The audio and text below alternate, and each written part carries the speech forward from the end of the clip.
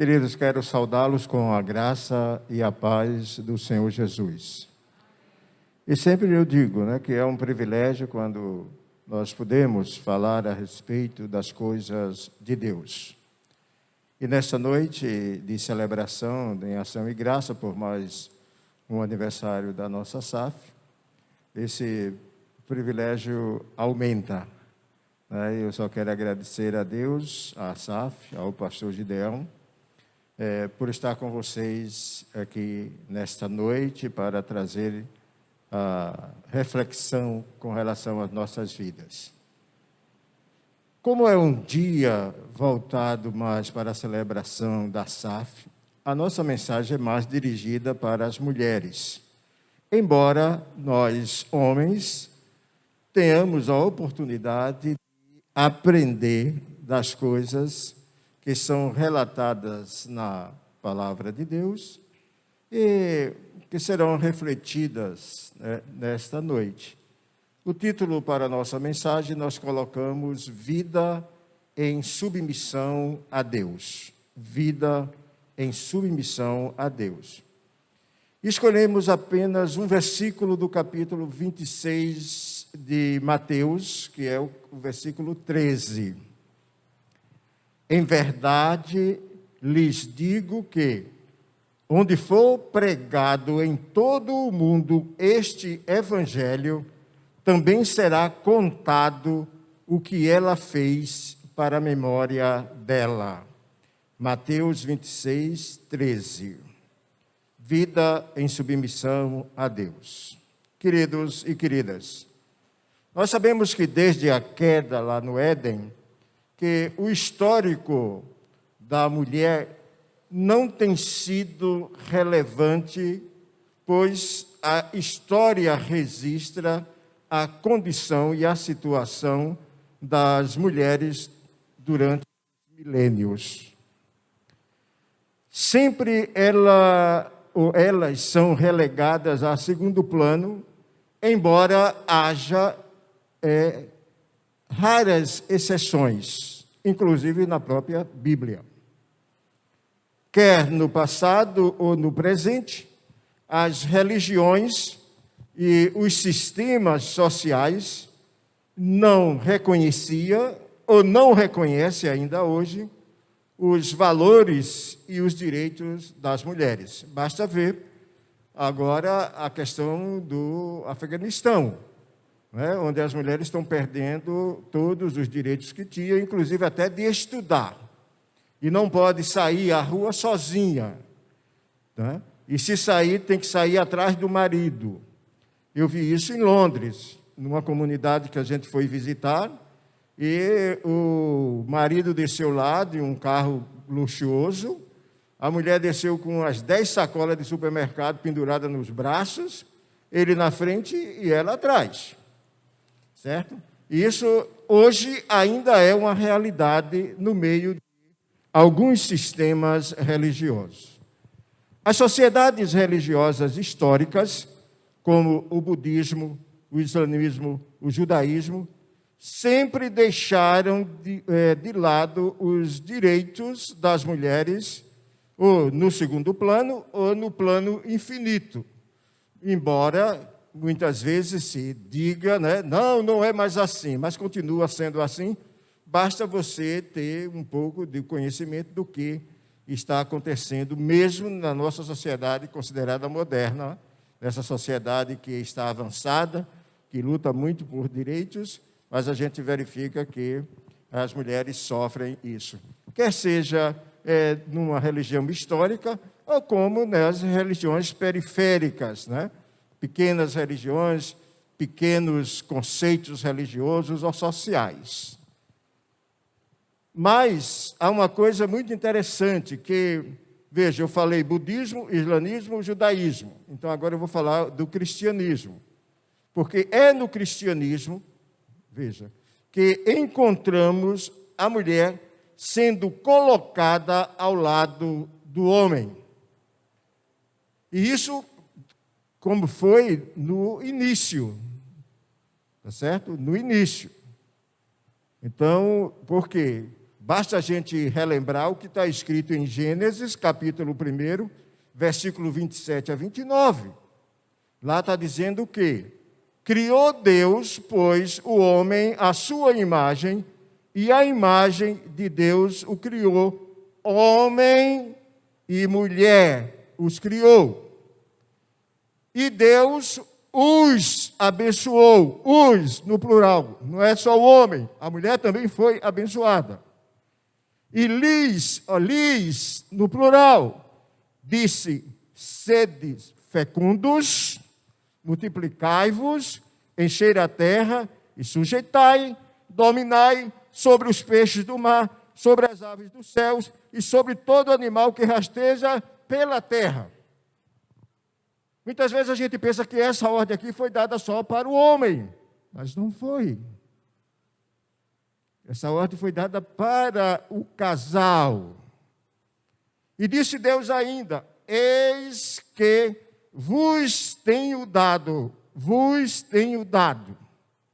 todas as ervas que dão semente e se acham na superfície de toda a terra, e todas as árvores em que há frutos e que dê semente, isso vos será por mantimento.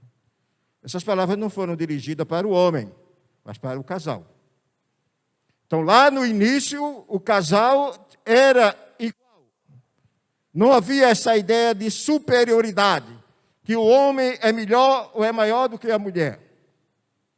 As religiões foi que distorceram essas coisas. E aí, quando vem o cristianismo coloca de volta ao trilho a origem. Coloca de volta ao trilho aquilo que Deus havia determinado, a questão de igualdade e não de superioridade. E é interessante, voltando para o texto lido, em verdade vos digo que onde quer que este evangelho for pregado, em todo o mundo, olha só, em todo o mundo, também será referido o que fez ela para a sua memória. Veja, quando Jesus proferiu essas palavras, ele estava em Betânia. A palavra Betânia em hebraico significa casa dos pobres. Hoje a região é ali da Cisjordânia. E ele estava na casa de Simão, que era um leproso. Isso é interessante, né? Porque do ponto de vista de Jesus, ele não tinha preconceito social. Ele visitava pessoas que estavam doentes, visitava regiões pobres, visitava casas ricas, mas Jesus não deixou de lado as mulheres. Naquele episódio de Marta e Maria, não é? Uma ficou assistindo Jesus e outra cuidando do lar. Muitas vezes a gente acha que aquela que estava cuidando do lar não estava servindo a Jesus. Ela estava a serviço de Jesus. E muitas vezes a gente quer deixar ela de lado. Olha, pela primeira vez na história daquele judaísmo praticante, Jesus chamou mulheres para sentar ao lado e ouvi-lo, coisa que jamais seria entendida até hoje pelo judaísmo. É a quebra dos preconceitos que foram colocados não por Deus, mas pelos conceitos religiosos criados e formados. E naquele momento que Jesus está lá em Betânia, a palavra de Deus diz que aproximou-se dele uma mulher com um vaso de alabastro. Alabastro é um tipo de cerâmica, né? E dentro dele estava um unguento. O que é o unguento? É um tipo de gordura perfumada para ungir os pés dos visitantes. Era muito comum, quando se chegasse numa casa, o dono da casa, né, lavar os pés e ungir com o unguento, com essa gordura perfumada. E isso era muito caro. Mas há aqui uma coisa que muitas vezes nós não percebemos. o que é que esse ato representa. Não é só a alegria de receber o visitante, mas esse unguento era algo que, derramado sobre a cabeça de Jesus, quando ele estava sentado ao redor da mesa, já projetava a cruz, porque esse unguento era usado e foi usado quando as mulheres tentaram levar no domingo pela manhã para tratar do corpo de Jesus Cristo. Então, naquele momento ali, os seus discípulos consideraram essa ação da mulher um grande desperdício. É comum, não é? Nós, homens, de vez em quando, achar que as mulheres são mais gastadoras, desperdiça mais, etc. Né? É comum isso, a gente vê até hoje. Mas qual foi a reação de Jesus para com aqueles homens? Jesus critica os homens, dizendo: por que reprova esta mulher? Ela praticou uma boa ação para comigo, ao derramar esse unguento sobre o meu corpo, preparando-me para o meu sepultamento. Os discípulos ali, os homens, não entenderam nada. Mas Jesus sabia muito bem, pela sua onisciência, o que estava acontecendo. Não era só o derramar do unguento, mas era o que simbolizava esse ato, praticado pelaquela mulher naquele dia, e que certamente seria praticado no corpo morto de Jesus se ele não houvesse ressuscitado. Aquele ato ali simbolizava, queridos, ou sinalizava o serviço funerário da cruz. Em verdade, vos digo que onde quer que esse evangelho for pregado, em todo o mundo, também será referido o que ela fez para a memória sua. Com essas palavras, Jesus valoriza o esforço daquela mulher que serve, aonde esse evangelho será pregado, anuncia e que certamente ora sem cessar. Mas como servir e orar o Senhor sem cessar? Essa será uma pergunta que eu acho que cada um vai ter uma resposta pessoal. Como é que você ora, não é? Serve e ora ao Senhor sem cessar.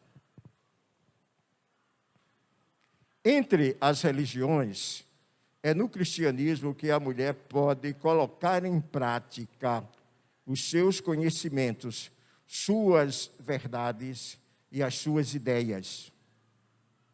E aqui nós queremos tomar 3 exemplos de situações em que as mulheres se destacam na história do cristianismo. O primeiro exemplo que eu quero colocar é Maria Madalena, que muitas vezes é tão mal compreendida. Mas Maria Madalena foi uma das últimas mulheres que se afastaram do evento da cruz, conforme nós encontramos registrado em Marcos, capítulo 15, verso 47. E Maria Madalena e Maria, mãe de José, observavam onde o colocaram. Elas não deixaram. Desde a prisão, a crucificação e ao sepultamento, estava lá mulheres, e entre elas Maria Madalena. Essa atitude de Maria Madalena aqui, seguindo os passos do Senhor Jesus, mostra o amor e o cuidado que ela tinha para com o Mestre. Veja só, amor e cuidado para com o Mestre. Este amor e cuidado era verdadeiro. Era verdadeiro. nós temos lá em Provérbio que diz que em todo tempo ama o amigo e na hora da angústia nasce o irmão. E Maria Madalena amava muito o amigo Jesus. E com certeza o tinha muito mais forte do que um irmão sanguíneo. Este amor e este cuidado de Maria Madalena era sincero. Era verdadeiro, mas também era sincero. E por isso cheia de graça, né? Porque a graça seja com todos os que amam o nosso Senhor Jesus Cristo com amor incorruptível, escreve Paulo aos Efésios. Da forma como Madalena amava a Jesus, nós precisamos tomar como exemplo para a nossa vida cristã, não só vocês mulheres, mas todos os homens. Amar a Jesus de forma verdadeira, sincera e única, porque foi dispensado única e exclusivamente a Jesus este amor, que era um amor que não se acabava. Podia, como diz a palavra de Deus, passar muitas águas, não vai apagar esse amor. Então, o amor que Maria Madalena tinha por Jesus jamais seria levado de água abaixo. E isso também deve acontecer conosco. Ser esse amor que não acaba, que nada pode nos afastar deste amor de Deus. Lembra que Maria Madalena foi a primeira a chegar ao túmulo? E é interessante que era de manhã. De manhã. Às vezes eu digo brincando, mas não é brincando, é falando sério, que eu não tenho condições de seguir, por exemplo, a minha esposa na oração da SAF, 3 horas da manhã, todo dia. Todo dia, 3 horas da manhã, se levanta, né, eu fico lá dormindo. Certo? Quando eu me acordo, é 6 horas, e ela está lá todo dia fazendo esse trabalho. Muitas mulheres pelo Brasil afora estão fazendo isso. Chegando logo de manhã. Não mais para abrir a porta ou rolar a pedra do túmulo.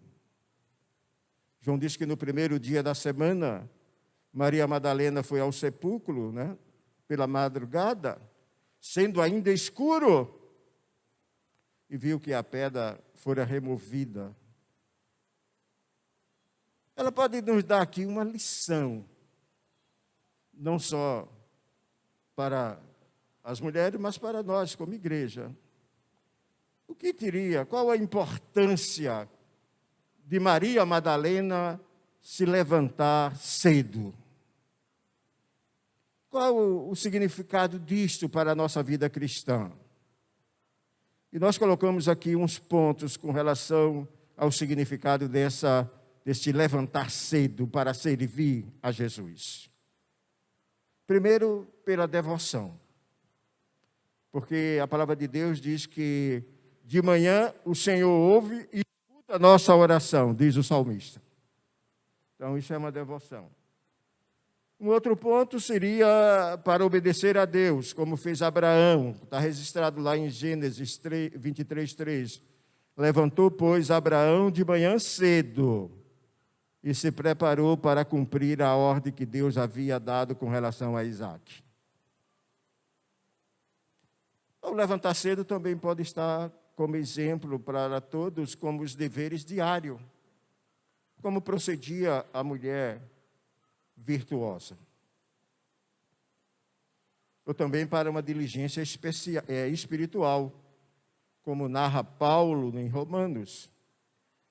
E isso fazeis conhecendo o tempo, que já é hora de despertardes do sono, porque a nossa salvação está agora mais perto de nós do que quando nós nos tornamos crentes. A noite é passada e o dia é chegado. Talvez esse levantar cedo de Madalena seja colocado como o simbolismo para nossas vidas, não é? Embora eu diga que eu não tenho resistência para aguentar há mais de ano o orar da madrugada das SAF. Passei lá 2 vezes só, certo? 2 vezes só. Então, queridos, em Madalena também tem uma coisa interessante. Ela foi a primeira mulher, ou a primeira pessoa, a anunciar a ressurreição de Cristo. Ela servia em levar o unguento para o corpo, né, para embalsamar o corpo.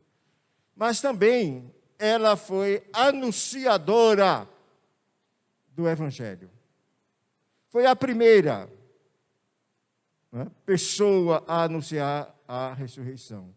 E isso era muito importante, porque esse ato de Madalena mostrava que estava se cumprindo as Escrituras. Cristo padeceu e ao 3º dia ressurgiu dentre os mortos. Então, esse anúncio de Madalena era o cumprimento das Escrituras. E não só isso, porque isso fortalece a nossa esperança. Porque nós só temos esperança nesta vida em Cristo Jesus. E Paulo, escrevendo a respeito da ressurreição, ele fala que ela é a eficácia da nossa fé. Quando ele escreve lá em Coríntios, que se Cristo não ressuscitou, é vã a nossa crença. Se Cristo não foi ressuscitado, é vã a vossa fé. Pois bem, nós temos essa garantia da ressurreição, não só por conta do anúncio de Paulo, mas pelo sacrifício de Madalena e os escritos de Paulo, mas pela eficácia do sacrifício de Jesus Cristo. Então, Maria Madalena é um exemplo de vida. Ela não é uma coitadinha, como às vezes as pessoas colocam na história das mulheres. Uma outra mulher que se destaca na Bíblia é Maria, a mãe de Jesus, que às vezes também é mal compreendida por muitas pessoas, não é? Nós pegamos, às vezes, o entendimento da Igreja Católica para combater Maria. Não é por aí. Eu já disse várias vezes que eu gostaria de ser filho de Maria.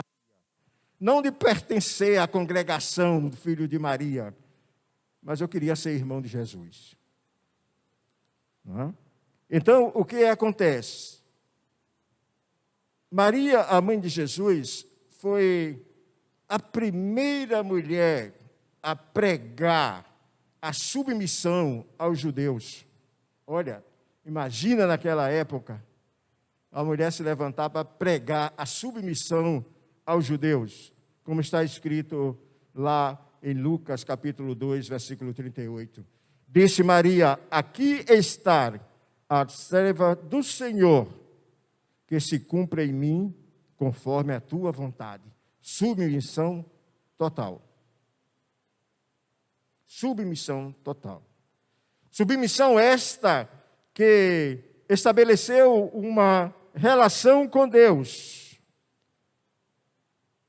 Submissão essa que o próprio Cristo é exemplo. Olha que coisa. Agora, Cristo, não é, é exemplo dessa submissão de Maria. Do ensino de mãe para filho. Jesus aprendeu a ser submisso com a sua mãe. Com a sua mãe. Diz lá Mateus 26, 42, e indo, segunda vez, orou, dizendo: Pai, se este cálice não pode passar de mim, sem que eu beba, faça a tua vontade.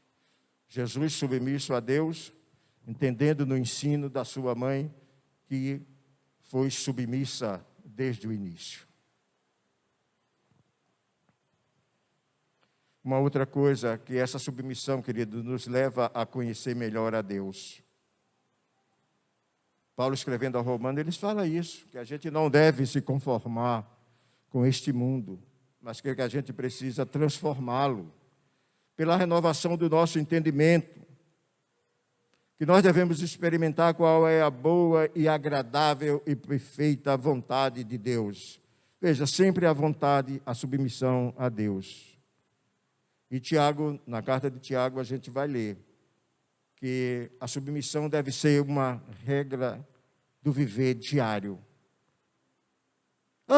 Seja as mulheres submissas, mas sejam os homens também submissos. Tiago está dizendo isso. Lá na carta de Tiago, no capítulo 4, está dizendo isso. Sujeitai-vos, pois, a Deus. Está mandando todos. Não é só as mulheres que devem se sujeitar a Deus, mas os homens também. Então, nessa perspectiva, a gente verifica como o cristianismo colocou a mulher no devido lugar, no lugar que Deus havia determinado lá no Gênesis. E que é o cristianismo a única religião tradicional, ou antiga, como queira, que coloca a mulher no seu lugar e destaca a vida de vocês. Em nenhuma outra religião vocês vão encontrar esse tipo de facilidade, de respeito, de direito que o cristianismo oferece. O terceiro exemplo, falei de Madalena, falei de Maria, mãe de Jesus, e o terceiro exemplo. Sabe quem é o terceiro exemplo? Asaf de Tigipió. Asaf de Tigipió. Vocês foram escolhidas por Deus para servi-lo de forma incondicional.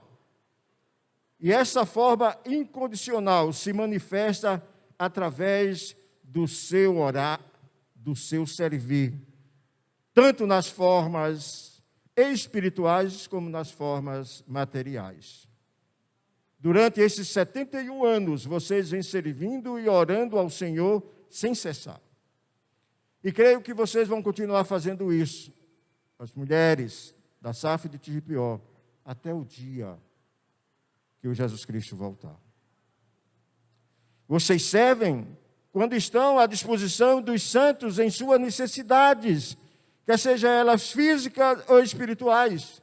Quando vocês estão aqui orando na segunda-feira pela manhã, à tarde, quando vocês estão trabalhando no sistema de alimentação a alguém, quando estão distribuindo,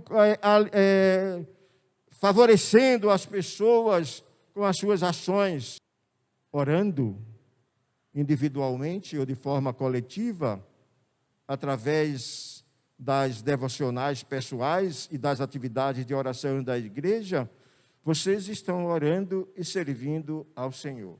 Assim como Madalena serviu ao Senhor, assim como Maria, mãe de Jesus, também serviu ao Senhor, vocês é exemplo de serviço ao Senhor. Pode ficar certa disso. Se conscientize disso, que a vida de vocês é uma vida de serviço e oração ao Senhor, em benefício espiritual e em benefício material desta igreja, da federação, da confederação, da SAF do Brasil, do Reino de Deus. Vocês constroem essa história de serviço e de oração. Por isso que vocês podem dizer que oram e servem ao Senhor sem cessar.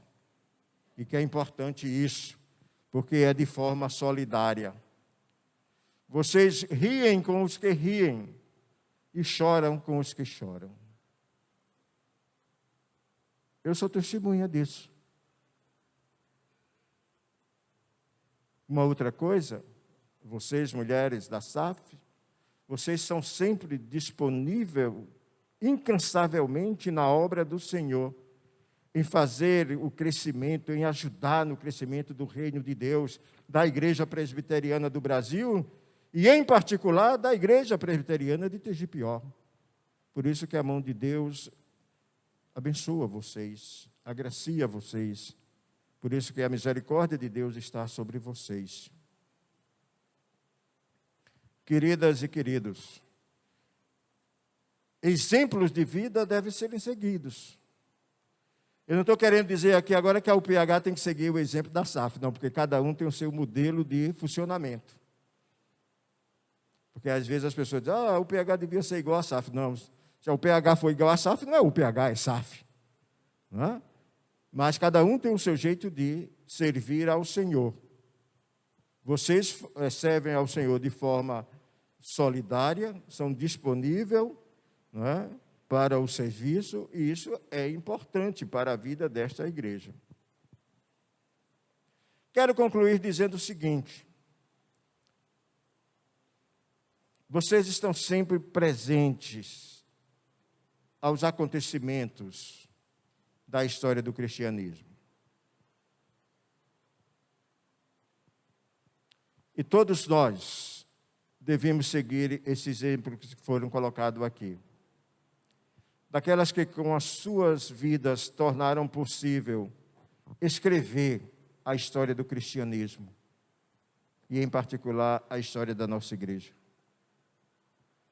Faço minhas as palavras de Cristo, onde quer que este evangelho for pregado em todo o mundo, também será dito o que ela fez.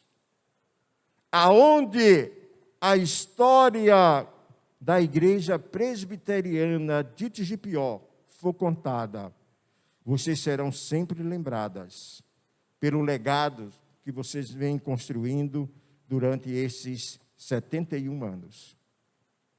E eu rogo a Deus, que Deus continue motivando vocês, incentivando, orientando, para que vocês estejam sempre orando e servindo sem cessar. Parabéns e que Deus continue abençoando vocês até a volta do Senhor Jesus. Amém.